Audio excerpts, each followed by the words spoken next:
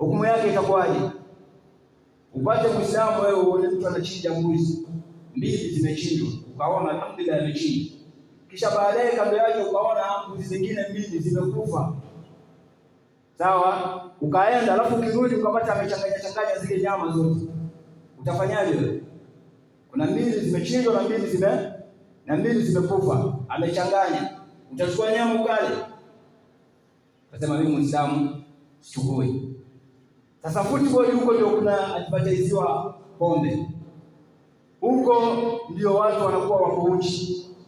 Huko ndio kamari sasa imeingia moja kwa moja. Kuna Muislamu amekwamba yuko na shaka na jambo la uharamu wa nini? Wa kamari na masala ya betting. Huko ndio inaadvertisewa. Lakini pia wewe unaweza kuwa unaangalia mwenyewe kwa sababu unaona kwamba haina shida, mwenyewe umenunua TV yako sasa unajistarehesha. Unafuata hawa nafsi yako. Wakati unaangalia ile football ya uletewe wale wanaocheza peke yake. Kama kuna mtu amekwamba labda ni mchezaji wa zamani, kisha hapo na girlfriend wake labda wanapofanya huko labda wamekumbatiana, wanaweza wenyewe pia wakitaka wakakisiana huko juu, wewe unaletewa pale kwenye screen, anavutwa yule mchezaji wako wa kitambo mwaka 19 ngapi, huyu ndio alikuwa akifunga mabao mengi, ndio huyu mwenyewe na girlfriend wake wameshikana, wao angalia unacheka, jamaa zama zake yule. Ikhtalata almuzakkati bilmaita al-amru ladaykum, jambo ambalo kwamba linawezekana lina asili ya mubah limechanganyika, limekuwa kwamba lina uharamu mwingi ambao kwamba unaweza nao. Acha jambo zima la watu kuacha katika sala, bali watu kujenga mahaba mpaka labda mtu akafika asubuhi anasomewa aya za Qur'ani lakini asisikie kwa sababu timu yake usiku imefungwa. Fajiri anakuwa yuko absent minded na huyo yuko na afadhali. Kuna mwingine labda hajaamka kabisa kwa sababu usiku wao wamepigwa. Na kila akitembea hiyo wiki atakuwa anaangaliwa, anaambiwa wewe umepigwa bwana, yuko na huzuni. Wengine wamejenga mahaba zaidi hata kuliko ya Uislamu wao, kuliko ya dini yao. Kwa hiyo Muislamu wewe mwenyewe chagua katika hilo. Si la muhimu sana kwamba lizungumziwe sana, kwa sababu kuna watu ambao kwamba hawafuatilii mambo ya mpira, kuna watu wazima ambao kwamba wanajielewa, kuna vijana pia ambao kwamba wanajifahamu, na kuna wanawake ambao kwamba hili si jambo lao.